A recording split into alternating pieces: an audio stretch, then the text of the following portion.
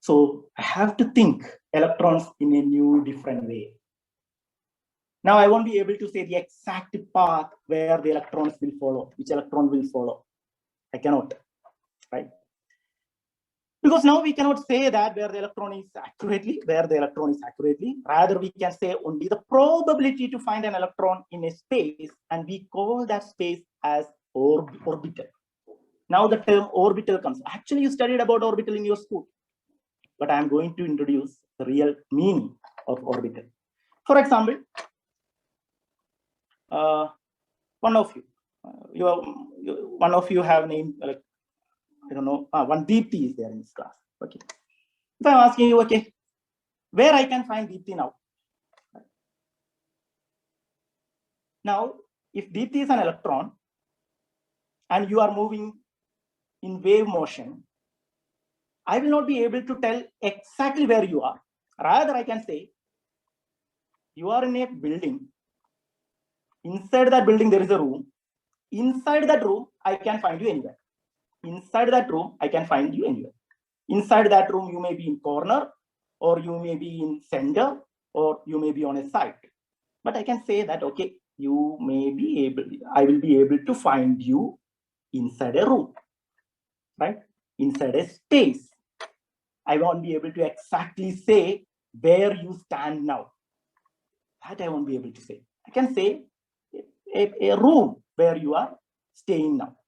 That room is orbital. So orbital is a space where you can find electrons.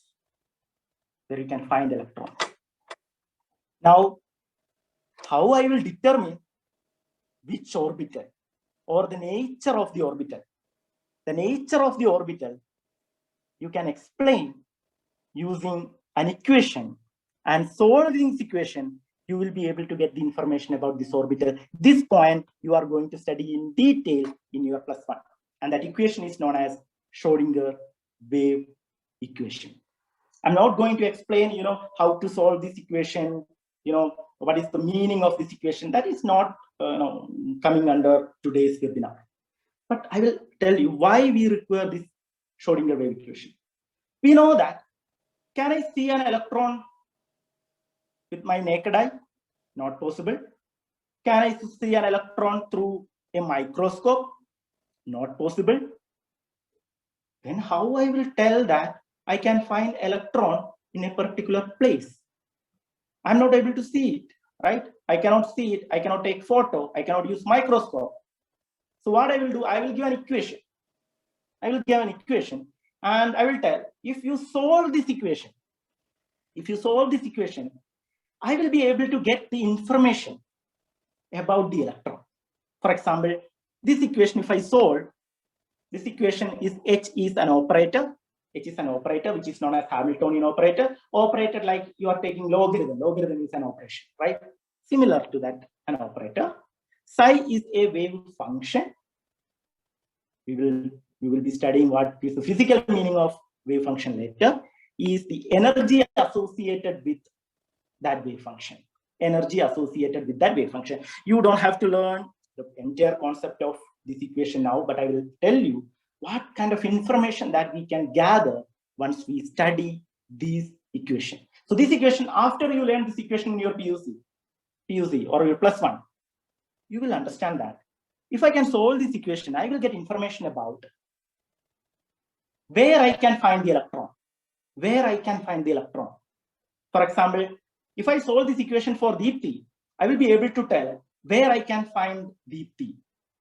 So I can say that, okay, Deepthi is inside a room.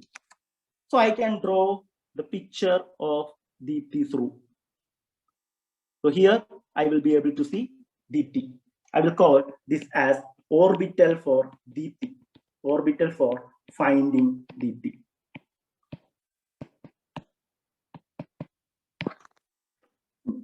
How I will get this place? I've solved the equation for Deepthi. So if I'm solving this equation, I will get information about where I can find the electron, and I will call that space as orbital. Not only that, I will get the energy associated with that wave function. I will be able to get what is the energy of Deepthi. That also I will be able to get. So I will be getting so many informations. I'll be able to find where I can find the electron, where I can find the electron in a space, that space, right? I will be able to get the energy associated with that orbital. Now, one scientist solved that equation for finding the psi value. This is psi, Greek letter psi, which is wave function. They found that orbitals have different shape. I think all of you studied this in your school, right? S orbital, p orbitals. All of you studied this, right? Shape of the orbitals. Have you studied?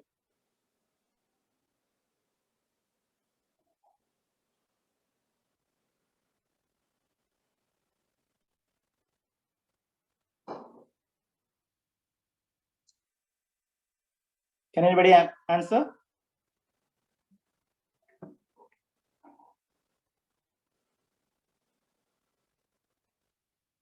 Okay. I think you studied about S subshell, P subshell, D subshell. That I think you have studied. So S orbital means an electron which can be seen in an S orbital, and that S orbital shape is spherical in size, spherical in shape. This information I will get when I solve equation xi equal to Si. If I solve this equation, I will get information that, okay, it's like if my electron is deepti and I'm checking where deepti is present, and I found there is a room where I can find deepti, and that room is spherical. That is the meaning. Now I can find deepti in that room, spherical room. If deepti is in a p orbital, right? What does it mean? Deepti is in a room, and the shape of that room is a dumbbell shape. A dumbbell shape. So this orbital is known as p orbital. Now you see, based on the position of the electrons, the shape of the atomic orbitals changes. The shape can be spherical, shape can be dumbbell for p orbitals, and shape can be double dumbbell for d orbitals. All these things, how that shape comes, what is the characteristics of this shape. Some are aligned towards x-axis, some are aligned towards y-axis, some are aligned towards z-axis. All these things that you are going to learn in your PUC and in your +1 and +2. So how we got this shape? When I solved the equation for finding the electron, where I can find the electron, which room I can find deepti, the shape of that room, that is the shape of the atomic orbitals. You are going to study these things in detail. So whenever you are hearing the word atomic orbital, one thing should be coming into your mind. It is the place, it is the shape of the room I can find the electrons. And based on the place where you can find the electrons, the rooms will be having different shape. S, P, D. Right? Now, subshell level electronic configuration you studied in your 10th standard. In your 10th standard, I think all of you have learned like electronic configuration like this: 1s2, 2s2, 2p2. I think all of you studied like this. Have you studied this? Yes, sir. Yes, sir. Yes. Now you know what is that S, what is that P means? They are orbitals. So here, if an electron is present in 2s orbital, means the electron is staying inside a room which is spherical in shape. If an electron is in 3p orbital, that means the room where that electron, you can find that electron is having a shape of dumbbell.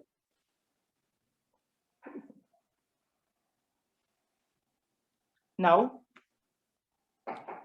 I'm going to introduce the subshell level electronic configuration as the last point in our webinar. For that, I require both Bohr atom model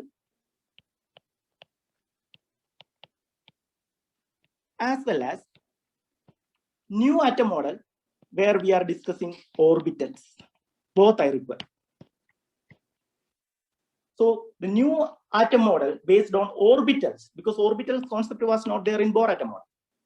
But to explain that orbital concept, I require Bohr atom model, because I built, or they built, the atom model, the new atom model based on Bohr atom model by just modifying.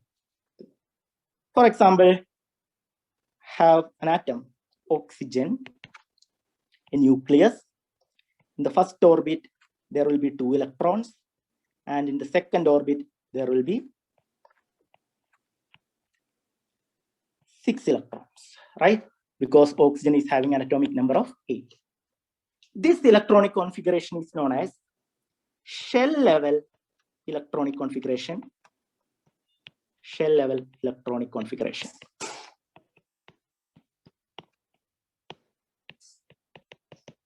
But now we know that exactly electrons are not following this way. There are no circular path. Electrons are moving in, wave character, in wave form. So instead of the shell, the subshell or the orbital concept should be involved. Now, what are the subshell that I'm going to explain? You have already studied, so I will go a little bit fast. For the first shell, I will give n as 1. For the first shell, how many electrons you occupy? 2 electrons you can occupy. And both the electrons will be in oneness orbital. Oneness orbital means it is the s orbital inside, which is very close to the nucleus. Oneness orbital. If n equal to 2, for the second shell, there can be 2 types of orbitals. One is 2s and one is 2p. In the second orbit, all of you know that maximum 8 electrons you can occupy. 8 electrons you can occupy. In 2s orbit, in that 2s and 2p, among that 2 electrons will be in 2s orbital and 6 electrons will be in p orbital. You studied that. If n equal to 3, if third shell is present, maximum number of electrons it can occupy is 18. In that, you will be having 3 different subshells, 3s, 3p, and 3d. 3s will contain 2 electrons, 3p will contain 6 electrons, and 3d will contain 10 electrons. So maximum number of electrons a 3d subshell can take is 10. The number of electrons where a p orbital, p subshell can take 6, and for s subshell 2. Now, I told you, orbital is the place where you can find the electron. Now, one information, all orbitals can take only 2 electrons in it. Only 2 electrons in it. Now, if I'm writing, yes?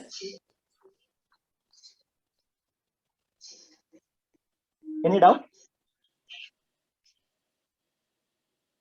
Any doubt? Okay. Now you see, I have written 3 subshell contains 6 electrons, can take 6 electrons. But I told you one thing, an orbital can take only 2 electrons. What does it mean? A 3p orbitals or a p orbital, p subshell contains how many orbitals? It should contain 3 orbitals, because each orbital can take only 2 electrons.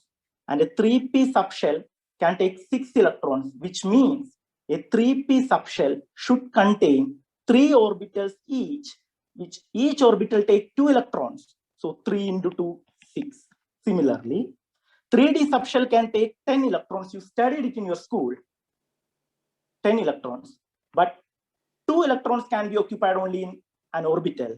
So 3d subshell should contain 5 orbitals. Then only 5 into 2, 10, or 10 electrons can be occupied in D subshell. So for S subshell, how many orbital will be there? 1 orbital. For P subshell, how many orbitals will be there? 3 orbitals. For D subshell, how many orbitals will be there? 5 orbitals. Why that number came? Because we know that S orbital can take, S subshell can take only 2, P subshell can take 6, D subshell can take 10. Each orbital can take 2 electrons.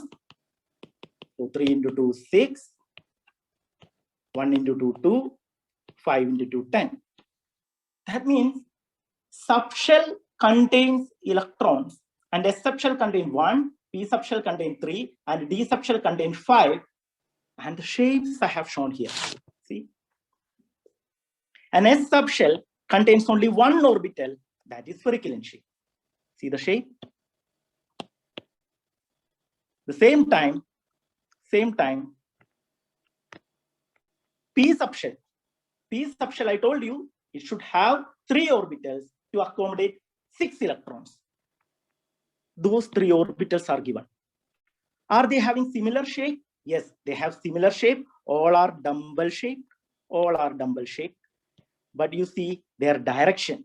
For example, this one, it is directed towards x-axis. This one directed towards z-axis. This one directed towards y-axis. So even though a p subshell contains 3 p orbitals, they look same in shape but different in their directions. This is very, very important. So orbitals, they have directions. When we consider only the orbits like this, is there any direction for the first orbit, second orbit, third orbit? Is there any specific directions? Any directions? If I draw orbits in a circular way, is there any directions? No direction, right? No direction. But when I come to orbitals concept, they have direction. S orbital doesn't have any direction because spherical shape, how can you say that there is a direction? It actually, very symmetrical in shape. But p orbital, you see, they have different shape, the same shape, but different direction. Same thing with the d orbitals. D subshell contains 5 orbitals. See their shape. They are different not only in direction, in shape also. You see here, one d orbital is having this shape and another d orbital is having another shape. Same subshell, different orbitals with a different shape, with a different direction. These much complications were not there in simple atom model. Simple atom model means electrons are moving in circular path, whether it is in first orbit, second orbit, third orbit. Only we have to consider only those 3. But why it is complicated here? Because electrons can see in different places. For example, Deepthi can be seen in a small room. Deepthi can be seen in a bigger room. Deepthi can be seen in a garden, right? All places are different inside the same atom, right? That's why the complication comes when we study about atomic structure. But if we have the physical meaning in your head, so if I am talking about atomic orbitals, if you are thinking, okay, it is a room, then it is fine. If it is a room, then you should think like it is a place where I can find electron. And I can be in different room. I can be in smaller room. I can be in bigger room. I can be in kitchen, right? So all my orbitals can be different. They will be in different shape. They will be in different directions. So that complications related to the atomic structure will be removed from your head.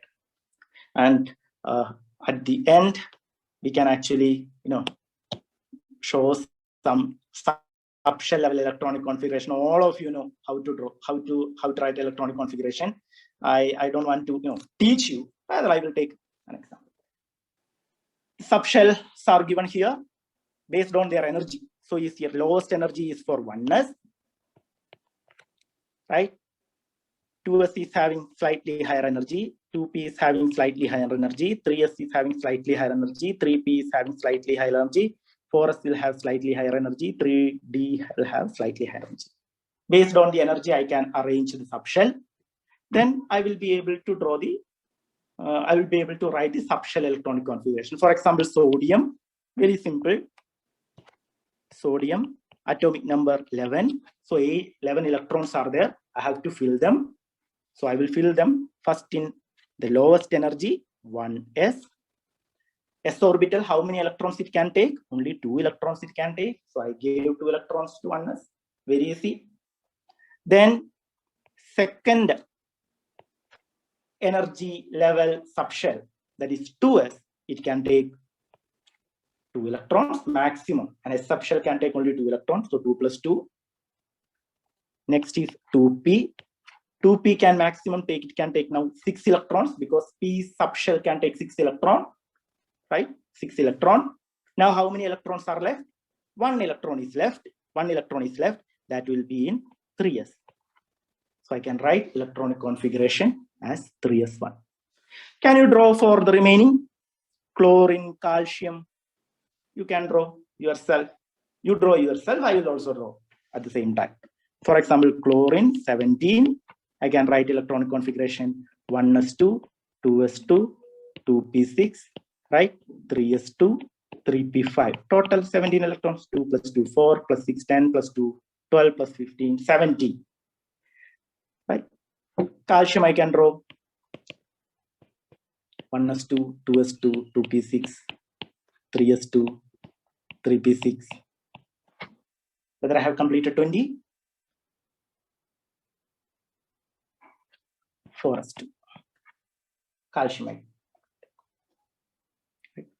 So it is easy for us to draw a subshell electronic configuration, but in your PUC, you are not going to write the electronic configuration. Reason, very, very important. Here I wrote, all 6 electrons are in 2p subshell, but I told you, the p subshell contains 3 different orbitals. One is in x direction, I showed you that x direction. One is in y direction, and one is in z direction. Now, these 6 electrons, I should allocate into these 3, like 2 electrons into this, 2 electrons into this, 2 electrons, so total 6. So, instead of allocating electrons in subshells, you have to allocate in orbitals. And orbitals are different. Right? P orbitals, their energies are same, their shapes are same, only direction is different. But if you consider d orbital, not only the direction, shape also different. Then whether it will make difficulty in writing or allocating the electron when you do electronic configuration. So this point that you have to take care once you join your PUC. So in PUC, see, there is a transition. Till Bohr atom model, you were discussing only about a circular path where you can find the electron. When you come to PUC, you have to deal more things. You have to deal with how a matter interacts with radiation and will change its behavior, especially electrons' behavior. That you have to learn. Till now, we were not considering anything about wave nature of matter, wave nature of electron. We were not considering. Now onwards, we should consider the wave nature of matter. There was no uncertainty in finding the electron. We know that electrons are moving in a circular path. Very easy to find where the electron is. Now onwards, we won't be able to exactly say where the electron is. What is the speed of the electron? Very difficult to say. Till now, we were considering only about shells and subshells. Very simple. Now onwards, we have to deal with orbitals. When we think about orbitals, then not unlike orbits, which are very, very simple, which are like circular paths. Now we have to think about 3-dimensional space, which can be a sphere, right? If it is an s orbital, a sphere, or a p orbital, which is dumbbell, or a d orbital, which is double dumbbell, which is 3-dimensionally in nature. So instead of following just a circular path, we should think, or we should imagine, you can find electron in a space, and that space looks like this. I can find electron maybe here, or I can find electron here, or I can find electron here. The space where I can find electron, just a probability. Exactly, I won't be able to say. Exactly, I won't be able to say where Deepti is sitting now. I can just tell that, okay, she is in one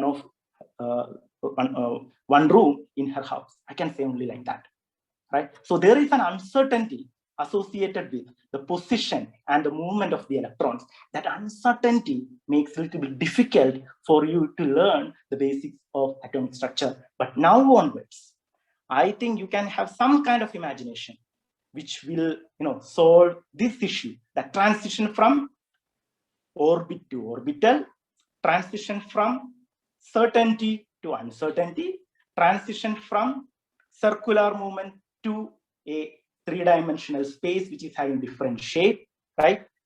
Transition from orbit level electronic configuration to orbital level electronic configuration. Once we learn this modern atomic model concepts, then you will be able to explain so many properties of atoms. Why some atoms are magnetic in nature, why some atoms are colored in nature, why atoms are highly reactive in nature. All these things you will be able to explain with the help of the modern concept of atomic model based on orbitals. Based on this much topic, I will stop the session. And now open for any question. Sir? Yes. Sir, is there a reason for the shape of a dumbbell, or is it just that? Yes, it's actually, anybody see an atom? No, right? It's very difficult to see exactly what is happening inside an atom. So we require a model. We require a model, and that model, how they get, I told you that equation xi equal to E psi, right? That equation is only for hydrogen-like atom, means only the system with only one electron. So now there is a field in chemistry which is known as theoretical chemistry. So with the help of computers and mathematics, scientists will predict where we can find the electron using computers and with the help of mathematics. And they found that the possibility of finding the electron, I will show you how it will look. Let me share the screen one more time. It's a brilliant question. Otherwise, how we will be knowing, exactly how that yes, let me share the screen.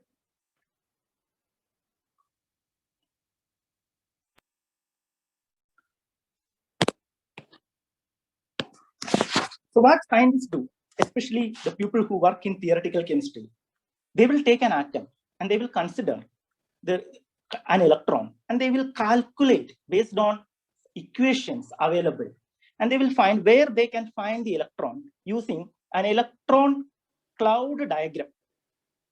So once they solve the equation, for example, they will get, for example, if they are getting an electron cloud means where they can find electron, that space. So if they are getting a pattern like this, then they will say that, okay, that means this electron can be seen in a place which is spherical in shape. Understood? So they said that, okay, this electron can be seen in a place where that space is spherical in shape. So this electron cloud density calculation with the help of computers, we call that field as computational chemistry, and with the help of equations like not Schrodinger wave equation. Schrodinger wave equation is applicable only for hydrogen atom or hydrogen-like. That means only two-body system. Two-body system means only one electron and one nucleus. Only those systems it will work.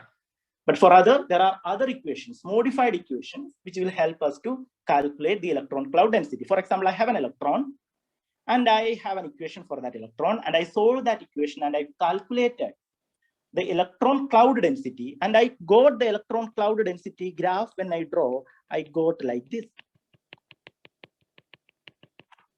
So scientists said that, what is this shape? So they said that, okay, this is having this shape. So it looks like dumbbell, right?